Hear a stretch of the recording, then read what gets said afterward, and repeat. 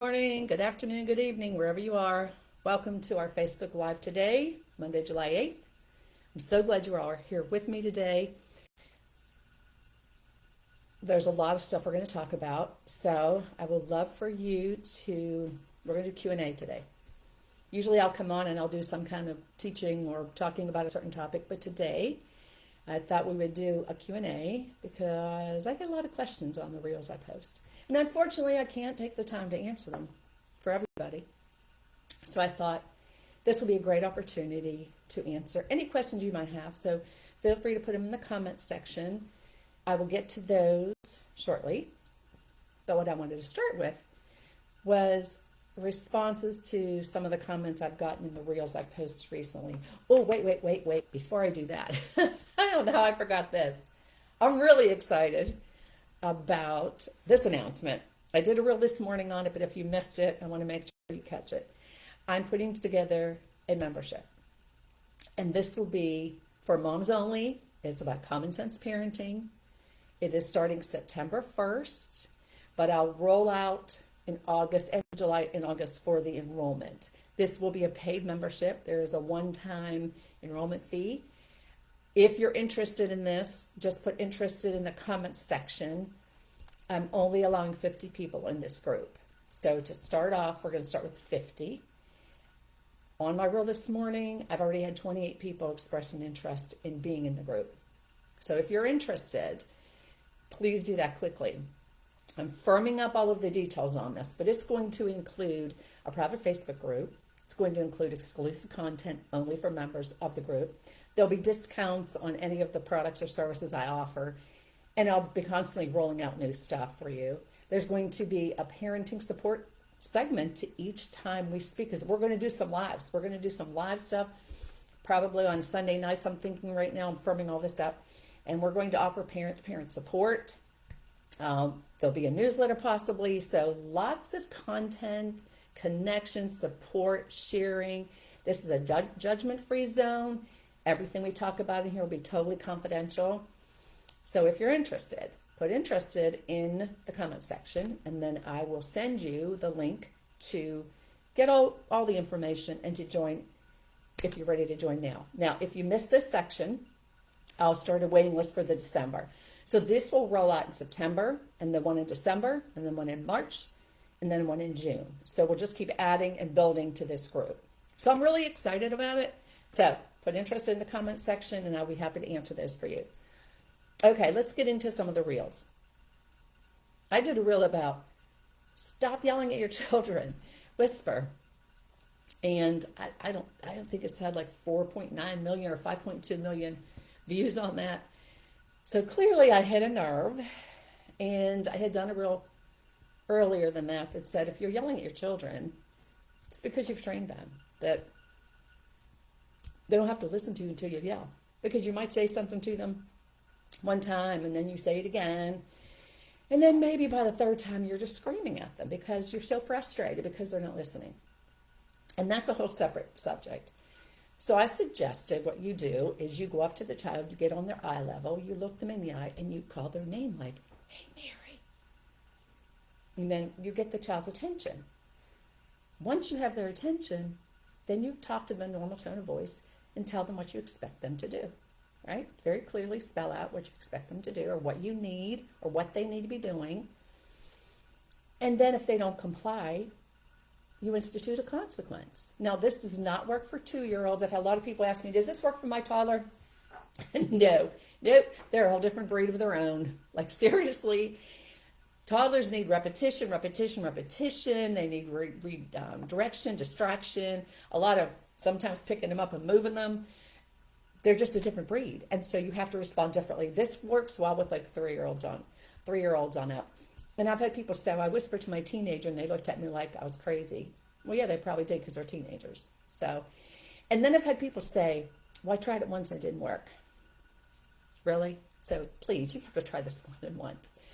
You've been yelling at your children for a while. And guess what? As you're yelling at your children, they stop hearing you. They're tuning you out. It's like, wah, wah, wah, wah, wah. They stop listening. And then you're even more frustrated. And then you scream even more because they're not responding. to what you're asking them to do. So you need to get up, get on their eye level, whisper.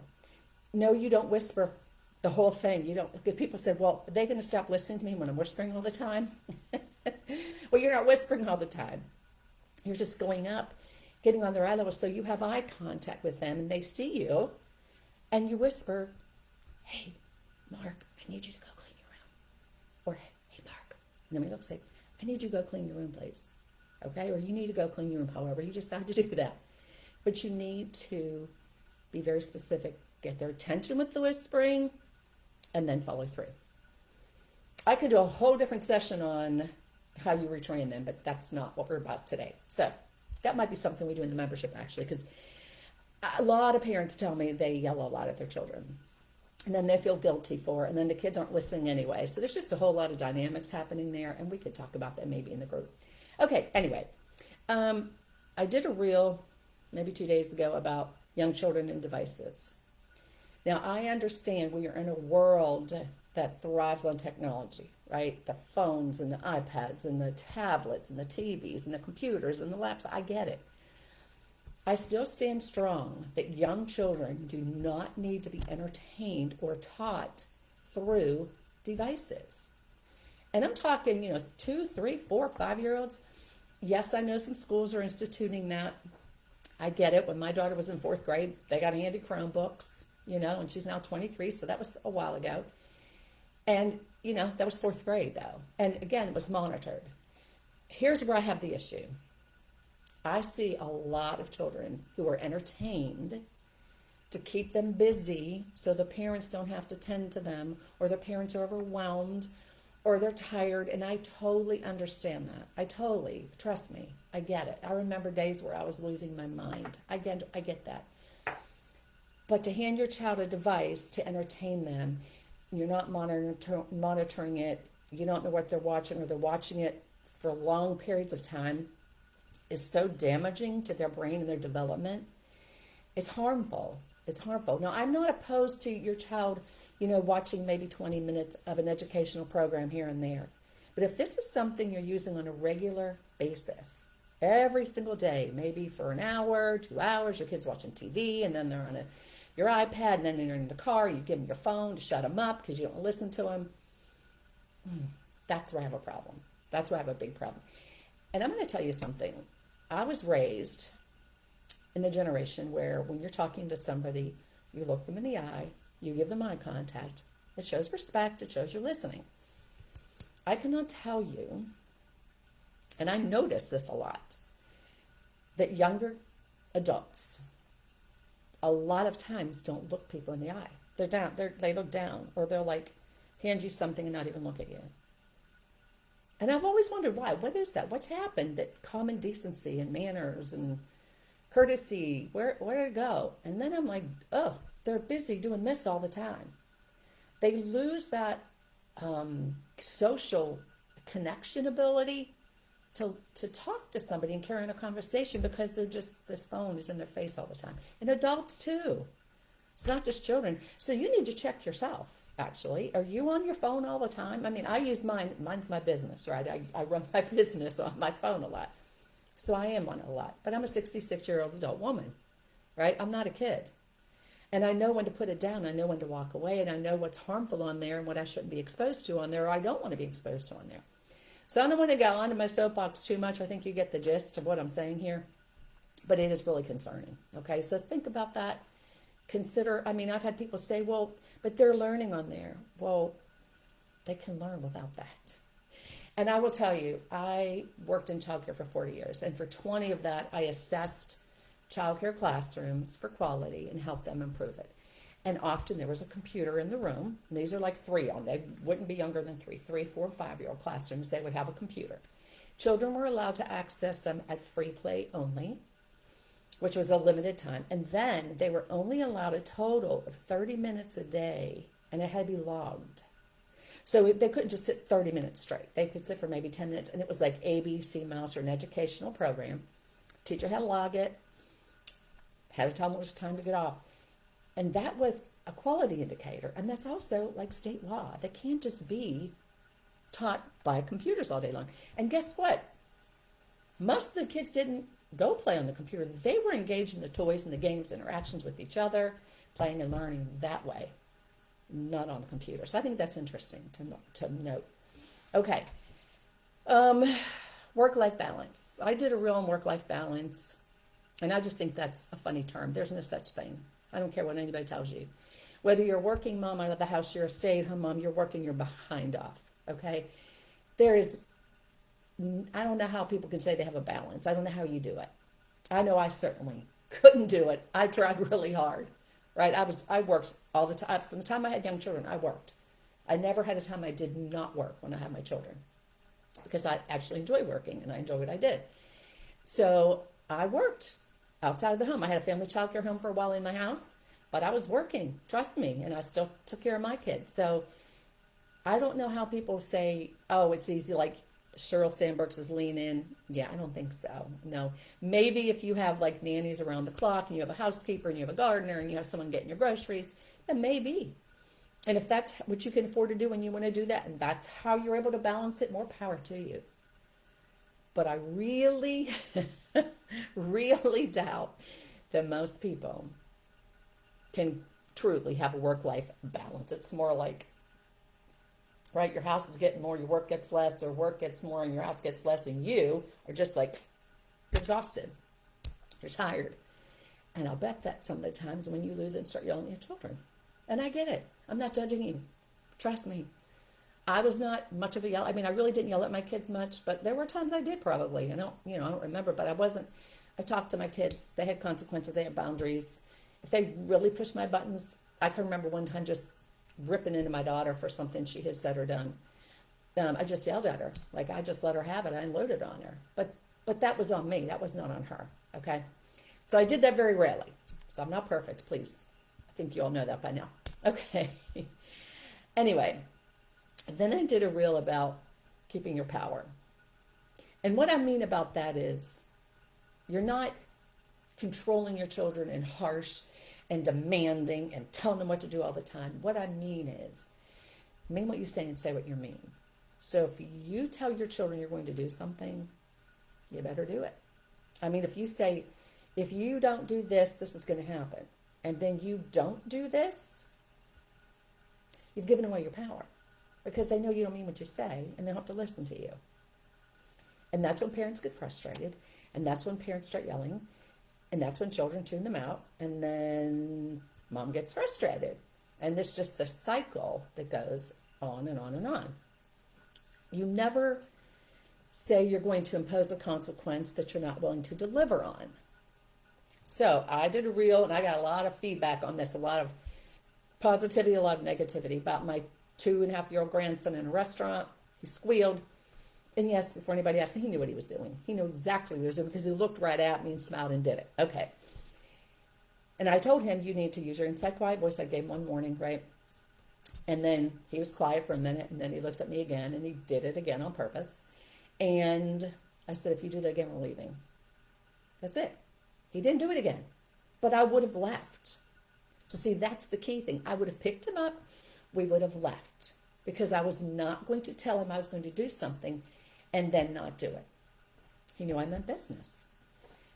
And it was very calm. It was very kind. It was just, if you do it, that's what's going to happen. That is follow through. I had his older siblings one time. We were going into a store. I said, before we go in, they're 4 and 6 at the time. Before we go in, guys, here's the rules. Here's what I expect. And if you guys cannot comply with these, we're going to leave. We're going to stop what we're doing. We're going to leave immediately. And guess what?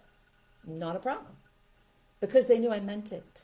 Because I follow through on what I say. So if you're not willing to follow through on the consequence, don't say it in the first place. And if you are going to instill a consequence, you need to make sure it's a consequence that you are going to follow through with and that you can. And let me just say this. Young children need immediate consequences. It's not, you wait till we get home and then you're going to go to your room. Maybe that works for an older, middle schooler, 8, 9, 10-year-old, but not young children. Instant. You know how they need instant gratification? They need to be rewarded instantly, praised instantly. they need immediate consequences. And I don't mean spanking. And you all know how I feel about spanking, so we're not even going to get on that Ferris wheel. You know what I mean. If you tell them, we're going to go if you don't stop this, you go. You do it immediately. Now, if you don't want to leave the restaurant because you're eating, you take the child to the car. And you wait till they calm down, and then you give an opportunity to try again. Me, I'm just taking them home. I'm not playing. They're going home. It's just the way it is. So you decide what works for you, but please, that's when you give your power away, and that's what I mean by that, is when you absolutely don't follow through. Or I've had parents say, well, you know what, I just don't want to make them sad, or I don't want to hurt their feelings. Oh my goodness. Please hurt their feelings. Please do it in the safety of your home or wherever they are with you. They need to understand that they're not going to have everything they want in life. It's not all about them. And better you're the one to teach them that than the world slap them in the face when they get older and realize that they aren't so special to everybody. And I know I've said that before, but it's the truth. It is the truth. You do a huge disservice to your children if you don't instill boundaries and consequences and rules and expectations on them, because then they think they can do whatever they want and it's okay. But that's not the way our world operates. So please be conscious of that, and please do your part as a parent to teach your children the skills that they're going to need to survive when they're not in your home.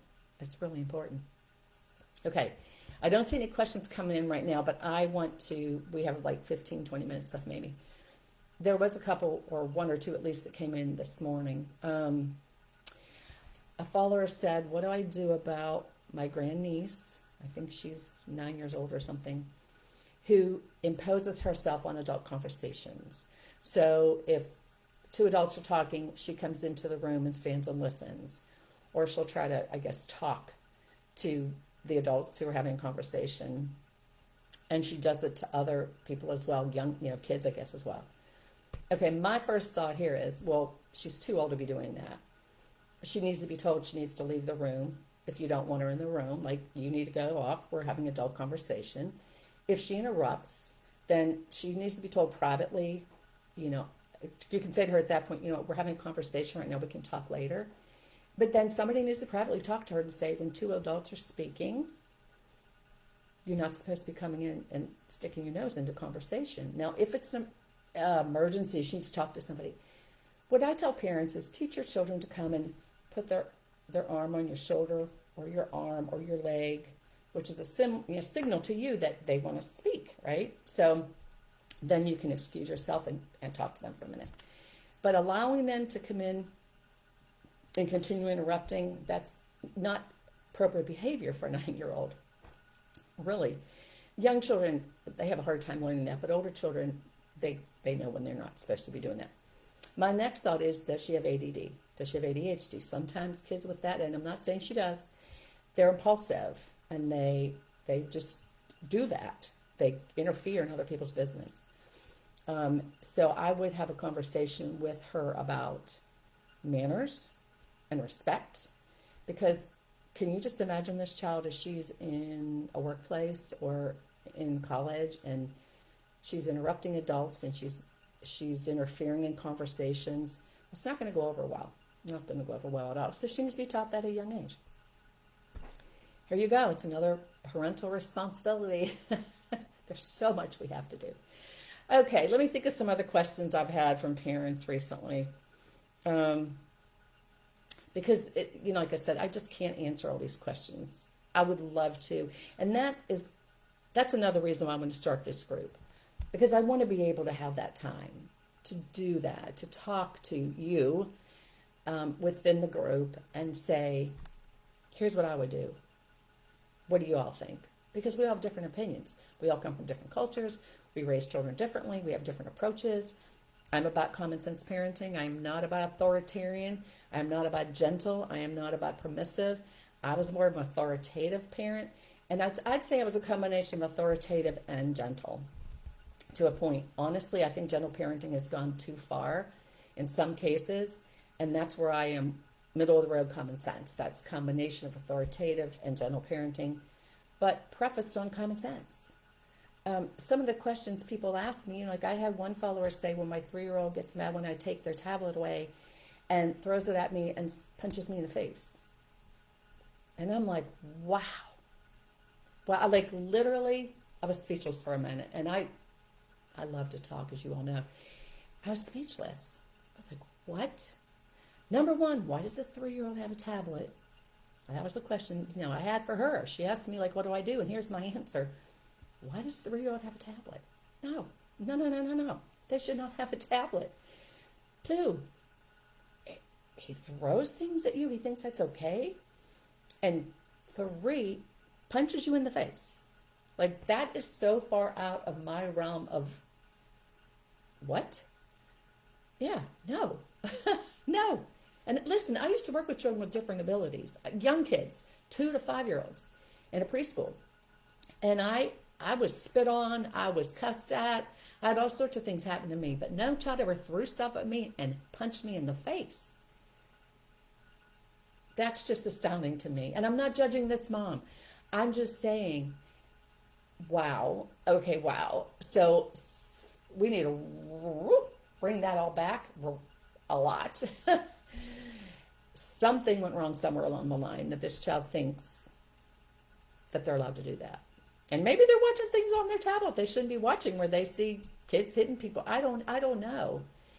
That to me was just really astonishing. I was floored by that. And yeah. So see, those are the kind of things I want to be able to get into in the group. I wish I had more time. And let me just say this. Sometimes people ask me questions, but I can't really answer them because I don't have like background information. I don't know how old the child is. I don't know what's happening in the home. Like, are there other siblings? And I'll give you another example. A question a lady had for me one time. She said, my 3-year-old, who has been really pretty calm kid, all of a sudden is acting out. And he's not listening to what I'm asking him to do. He's not following the house rules. I don't know what's going on. And so I did a one-on-one with her. Now, let me just say, I've had a lot of people ask me to do one-on-ones. I would love to be able to do that, but it is so time-consuming, and I honestly just don't have the time for that. Hopefully we can do some of that within the group. But what do I do? She said, what do I do? And she was a teacher. And I said, all right, let's get together. Let's do a Zoom real quick and let's talk through this. I need more background. I need to know what's happening. Well, as we were talking, that's when she revealed she just had a new baby. So, ding, ding, ding, ding, ding, ding. All kind of bells were going off. Okay. I said, all right, here's what we need to do. We need to set up like rules for him that he clearly understands, and a reward system for him, because he's trying to get your attention, because now his attention, when he had you for 3 years all to himself, you and your husband, now he's got competition for your attention and your love and your whatever. So we kind of walked through the process. I taught her how to talk about, how they would, the rules of their responsibilities in the house, expectations for behavior, and reward system, and praising him. And I followed up with her a couple weeks later, and she was like, oh my gosh, it's amazing, it's working. Okay, so in that instance, I did take the time to do the one-on-one because I needed the background. I really couldn't answer it. And she had not told me that there was a baby when we were just, messaging back and forth. But once we got on face-to-face, that's when she revealed that. And that, to me, changed the whole scope of how I probably would have answered it in the first place. So please feel free to, and I'm looking to see if there are any comments. I don't think any comments have come in. Y'all quiet today. Usually I have people on here asking me all kind of things, but I see nothing today, and that's fine. That's fine. But I'm going to wrap it up here and tell you again, if you are interested in the membership, now just telling me you're interested does not commit you to anything. That just means you get first dibs at it. So what will happen is I'm putting together my list, keeping a notebook of it right here. I will send you the link. It's actually going to be on my PamelaPalanza.com. I'll enable that page probably in the next couple of weeks with all of the information, the links to how to sign up. Once you sign up and join, you'll be notified that you're in.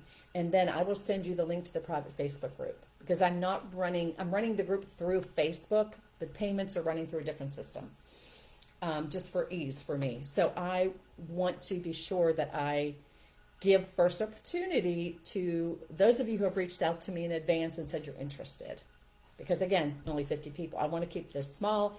I want to keep it so that we can have conversations comfortably.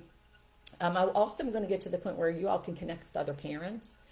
So within the group, we're going to do every session, we're going to do like a parent Parent can ask a question, and everyone's going to say, here's what I would do, here's what I think. And then the parent can take that feedback and go from there. But we're also going to offer you the opportunity to pair up with another 1 or 2 people who maybe have children your same age, maybe live close to your area, maybe you have the same situations you're dealing with. I get a lot of requests for questions about neurodivergent children. And, I worked with kids with differing abilities, a long time ago. It's been 40 years now. So I do have some expertise in it, and I wouldn't even call it expertise, I'd say knowledge. Okay, and I do have family members that have differing abilities. So I get it to a point, but I don't feel I'm really qualified to share or to give my advice all the time on those questions. So that's where we would, kind of connect parents who have similar issues, and they can support one another and encourage one another and share resources and ideas and tips. So I'm excited. I'm also going to have guest speakers on. Fingers crossed, I'm going to twist my sister's arm and ask her to be one. She has a son who's 21 and has Down syndrome and autism. He's nonverbal. And she used to be a special education teacher, and she has a podcast called Embrace the Blessing. And she's so knowledgeable and knows so many resources and is just such an amazing person anyway. And I think it would be great for those of you who have younger children to have somebody who's, raising, he's now 21, still lives at home, obviously, that she could answer maybe some questions or give you some guidance. So I've got to twist her arm on that one. Anyway, all right, it's 12:42. No other questions have come in, so I'm going to just stop right here. But remember, if you're interested in the group, either put it here or go into my Facebook reel I posted this morning. Put interested. I'll add you to the list, and I'll be sending out the information on the membership in the next couple of weeks. And I will see you all in 2 weeks. And remember, hug and love your babies.